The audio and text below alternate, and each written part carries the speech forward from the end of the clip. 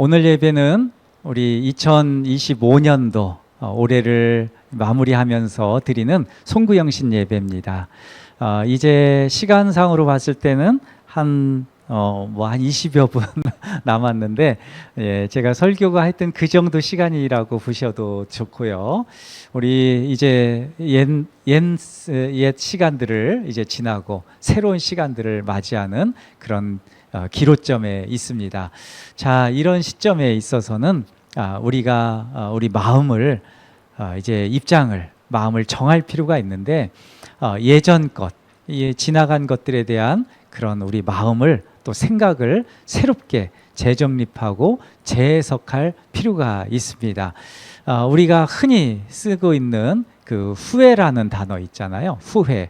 이것은 옛 것을 이렇게 좀 뭔가 거기에 대해서 뭐 회심도 하고 뭐 그런 뜻이에요. 그런데도 불구하고 과거의 것에 이렇게 연결되어 있는 그런 의미가 이 후회, 여기에 이제 있는 것이고요.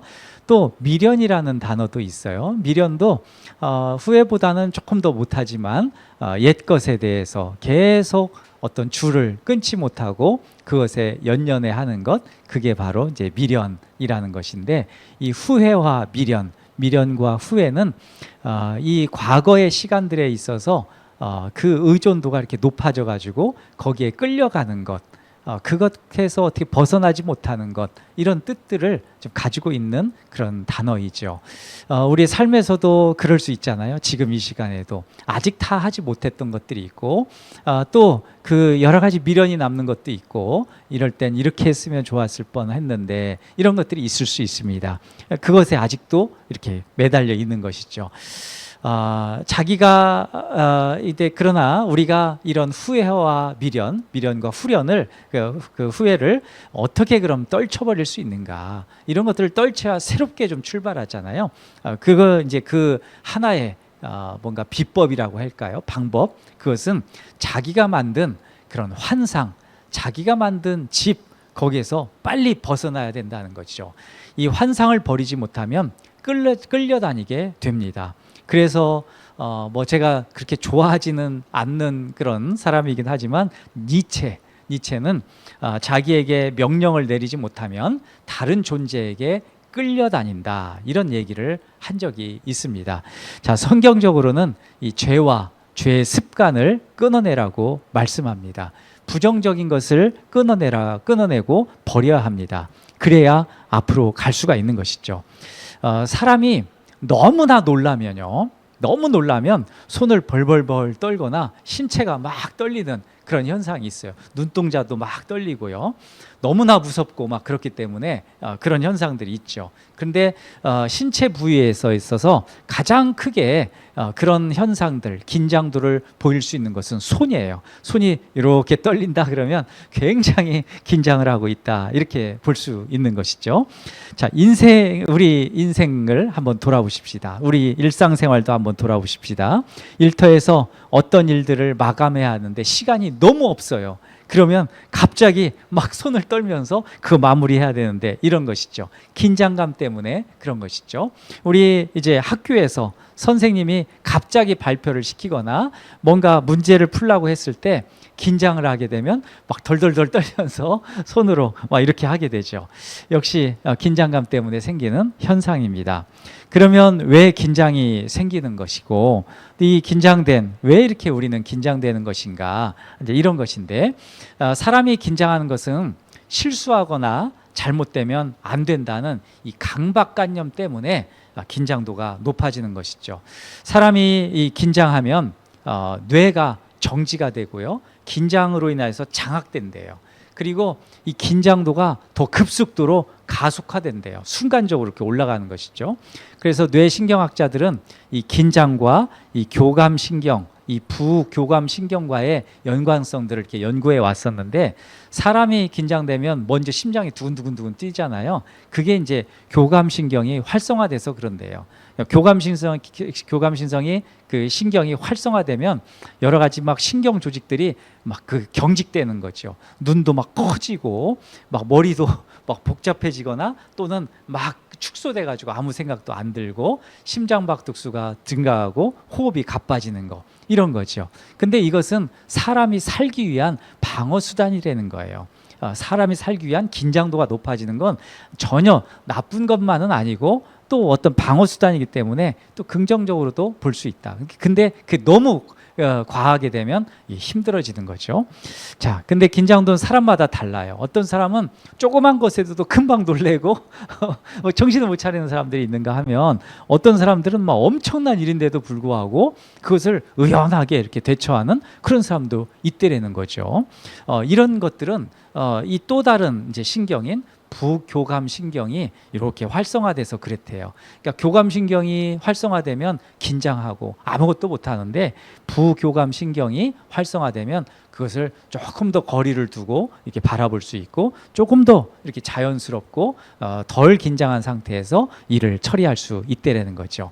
자, 이런 것들을 우리가 볼 때 우리의 삶에 있어서도요, 먼 미래를 또는 과거의 일들을 조금 더 떨어져서 이렇게 의연하게 보고 하나님의 뜻이 무엇인지 이렇게 보려면은, 우리가 사실은 이 뇌신경학자들이 얘기하는 교감신경이 너무나 발달되면 안 되고, 부교감신경에 좀 얘가 좀 예민하게 해줘서 우리가 좀 안정을 좀 찾을 필요가 있는데, 자, 어쨌든 이 불안감에 우리가 떠는 것이 사실입니다. 뭐 어떤 사람이든, 아무리 의연한 사람이든 어떤 것도 천재지변이나 삶의 인생의 역경에 있어서 떨지 않는 사람은 없습니다.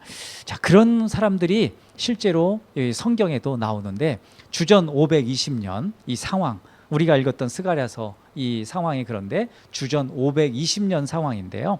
이때는 바벨론 포로 시대, 그때를 지나서 이제 예루살렘으로 돌아온 그 유대인 공동체, 이 사람들을 놓고 이제 기록한 성경인데, 이 사람들이 이제 바벨론에 포로되어 있다가 다시 예루살렘으로 왔는데, 예루살렘 자기들이 살던 그 땅이 완전히 황폐되어 있는 거예요. 그러니까 이걸 어떻게 해야 될까? 대책이 없는 것이죠. 그래서 이 사람들이 마음이 조마조마하고, 미래에 대해서 우리가 잘 살 수 있을까? 이런 불안감들이 있고, 또 우리가 이렇게 살아서는 이거 도대체 정말 우리 대도 이을 수 없을 뿐더러 우리 세대도 우리가 이 제명에 못 살 것 같다, 이런 불안감들, 이런 것들에 이제 젖어 있던 사람인데, 근데 더 중요한 것이 있어요. 이 사람들은, 유대인들은 기본적으로 하나님을 믿는 신앙이 있잖아요. 그 신앙의 중심에 뭐가 있냐면 예루살렘 성전이 있는 것이죠. 그런데 바벨론에서 한 70년 이제 후에 그 성전을 이제 완공하게 되는데, 다시 재건하게 되는데, 여하튼 바벨론에서 수십 년 있다가 다시 와 보니까 성전이 무너져 있는 거예요. 그러니까 이 유대인들은 기본적으로 하나님을 믿는 신앙, 그 중심이 예루살렘 성전 이건데 그게 없어져 버린 거죠. 그러니까 이 사람들이 그 자기의 심장부와 같은 그런 중심점이 없어지기 때문에, 구심점이 없어지기 때문에 더 흔들리는 거예요. 붙잡고 살 게 없는 것이죠. 자, 우리의 삶에 있어서도 마찬가지입니다. 우리가 붙잡고 살 것들이 있잖아요. 내가 어떤 경험치, 나의 지식, 또 여러 가지 것들, 삶의 정황들, 이런 것들이 요 정도 되면은 내가 그래도 안정적으로 이렇게 갈 수 있겠다라고 하는 것들이 있을 수 있어요. 근데 그것이 한순간에 뭐 5개 중에 하나만 없어져도 상당히 불안해지는데, 이게 한순간에 5개 중에 3개가 없어진다든지 아니면 하나밖에 남지 않는다든지 막 이렇게 되면은 우리가 긴장하고 떨 수밖에 없는 것이죠. 자, 그런 상황을 지금 염두에 두는 것입니다. 한 해를 지금 남겨두고 있는데 이 불안해하고 떨고 어떻게 살아야 되는가, 내 구심점을 도대체 찾을 수가 없는데, 모든 것들이 무너진 것 같고 이런 상황인데 어떻게 해야 되는가, 그렇게 불안해하는 사람들에게 주님께서 이 말씀을 들려주시는 겁니다. 그게 오늘 읽었던 13절의 말씀이에요. 같이 한 번 더 이 13절 말씀을 우리 선포하면서 같이 한번 읽겠습니다.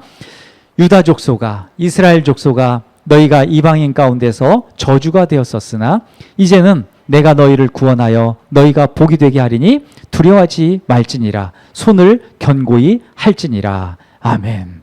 하나님의 말씀은 두려워하지 말라 이거예요. 과거에는 이 유대인들이, 이스라엘 백성들이 우상숭배의 죄로 인해서 바벨론의 포로로 끌려가서 저주의 형벌을 받았지만, 지금은 하나님의 이스라엘을 구원하신다. 그 말씀이에요.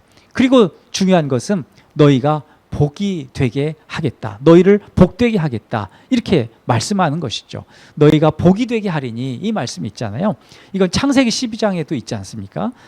창세기 12장 2절 말씀은 내가 너로 큰 민족을 이루고 내게 복을 주어 내 이름을 창대하게 하리니 너는 복이 될지니라. 아멘. 이 말씀인데 그걸 그대로 가져와서 말씀하고 있는 거예요. 지금 우리에게도 그 말씀을 하고 있는 겁니다. 과거에는 두려워 떨고 힘겨웠고 그 원수 마귀한테 우리가 질기도 하고 막 거기에 처절하게 우리가 막 몸서리 처지기도 하고 그랬었는데 이제 그렇지 않다. 너희를 구원하고 너희를 복되게 하겠다. 두려워하지 말라. 너희를 복이 되게 하겠다. 이렇게 말씀하고 있는 것입니다. 지금 이 순간 우리에게 두려워하지 말라. 너희가 복이 되게 하겠다. 말씀하시는 주님의 말씀을 붙들길 바랍니다. 자, 어떤 우리에게도 어려움이 있습니다. 두려움이 있습니다. 그럴 때 어떤 일이 무섭고 손이 떨릴 정도로 심장박동이 더해질 정도로 힘든 일들이 있습니다. 오늘 우리에게 주시는 하나님의 말씀이 두려워하지 마십시오. 우리를 복되게 하십니다. 그 말씀인데 특별히 2025년 마지막 예배를 드리는 우리에게 말씀하시는데요. 오늘 읽지는 않았지만 11절, 자 12절을 보면은 이런 말씀이 있어요. 11절과 12절 그 말씀인데 성경을 찾아서 한번 보시고 제가 한번 낭독해 드릴 테니까 들어보십시오. 11절 만군의 여호와의 말씀이니라. 이제는 내가 이 남은 백성을 대하기를 옛날과 같이 아니할 것인즉 곧 평강의 씨앗을 얻을 것이라. 포도나무가 열매를 맺으며 땅이 그 산물을 내며 하늘은 이슬을 내리리니 내가 이 남은 백성으로 이 모든 것을 누리게 하리라. 아멘. 자, 이 말씀은 우리가 예전 같지 않게 하겠다. 주님께서 예전 같지 않게 하시겠다라는 말씀이에요. 평강의 씨앗을 얻게 하시겠다. 그 표현이 바로 그 말씀입니다. 우리의 삶에 하나님께서 풍요와 평강으로 인도하시겠다. 약속하시는 겁니다. 언약하시는 것입니다. 이게 중요해요. 모두가 불안하고 무섭고 떨고 있을 때 하나님은 두려워하지 말라라고 말씀하시고요. 복이 되게 하시겠다 말씀하시고요. 더 나아가서는 평강의 씨앗을 주시겠다 말씀합니다. 이것을 믿고 사는 사람들이 복되고 이것을 믿고 사는 사람들이 올바른 믿음의 사람들입니다. 우리의 미래는 옛날과 같지 않습니다. 지나간 과거와 같지 않습니다. 모든 것을 누리게 하실 것이라고 말씀합니다. 그러니 두려워할 필요가 없습니다. 하나님이 언약하시잖아요. 두려워하지 말라. 지금껏 왔다. 지금껏 고생 많이 했다. 수고 많이 했다. 그러나 앞으로는 예전과 같지 않다. 평강의 씨앗을 줄 테니까 너의 손을 견고하게 하라. 이 말씀입니다. 근데 여기에서 제가 마지막 손을 견고하게 하라 이 표현 있잖아요. 참 멋진 말씀입니다. 참 멋진. 손이 떨리면 아무것도 못하잖아요. 글씨도 못 씁니다. 손이 떨리고 심장이 떨리고 다리가 떨리면 아무것도 못해요. 근데 하나님께서 용기를 주시는 방식이 있는데 바로 미래를 소망하는 것입니다. 주님께서 내 삶의 미래 가운데 주님께서 은혜 주실 것이다. 이것을 소망하는 거예요. 그때 우리가 그 손에 힘이 주어지는 거예요. 이 컵 하나도 물잔도 하나 들지 못했던 사람들이 덜덜덜 떨면서 이 손에 힘이 주어지면서 그렇지, 내가 두려워하지 말아야지, 내가 겁내지 말아야지, 주님이 나와 함께 하시지, 이걸 기억하고 확신하면서 믿음으로 걸어가는 것이죠. 한 걸음만 더 걸으시면 됩니다. 한 걸음 걸면 두 걸음을 걸을 수 있고요. 두 걸음을 걸으면 다섯 걸음 걸을 수 있어요. 다섯 걸음 걸으면은 이제 10리도 갈 수 있고 20리도 갈 수 있습니다. 그게 바로 하나님께서 주시는 두려워하지 말라, 겁내지 말라, 내 손을 견고히 하여라. 이 말씀이 바로 그런 말씀입니다. 우리 손을 주님 앞에 주님이 주시는 그 믿음으로 꼭 붙들읍시다. 이 말씀을 붙드십시다. 우리 지나간 과거, 후회와 미련으로 더 이상 놓지 마시고 오직 하나님께서 주시는 놀라운 은혜로 주님께서 새롭게 이제 몇 분 후에는 주님께서 우리 가운데 새 시간들을 주시는데 그 시간 가운데 하나님이 함께 하신다. 나의 삶을 주님께서 복되게 하신다. 그것을 믿고 걸어가시는 우리 성도님들 되시기를 간절히 바라겠습니다.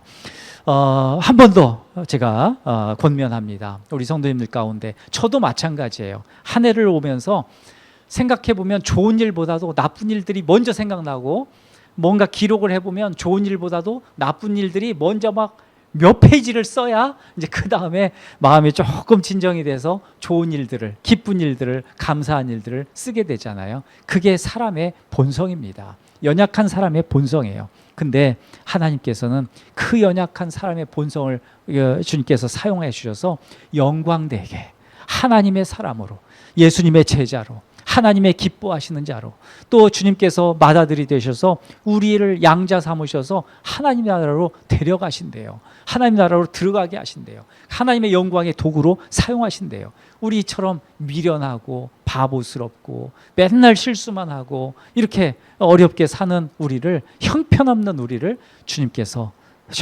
우리를 죄 없다 하시고 죄를 다 씻어주시고 우리를 들어서 반석 위에 세우시고 주님의 영광 중에 사용하신다. 이것을 믿으시길 바랍니다. 새해가 밝습니다. 새해 가운데는 하나님의 주실 놀라운 은혜들이 훨씬 더 큽니다. 미래를 소망하십시오. 다음 2년도를 소망하십시오. 주님께서 역사하십니다. 주께서 우리 손을 견고하게 하실 것입니다. 성령께서 이끌어 주실 것입니다. 겁내지 마십시오. 두려워하지 마십시오. 그 은혜 가운데 붙들림 받아서 성령의 은혜로 주님을 따라 강건하게 살아가는 우리 모든 성도들 되시기를 간절히 축복합니다.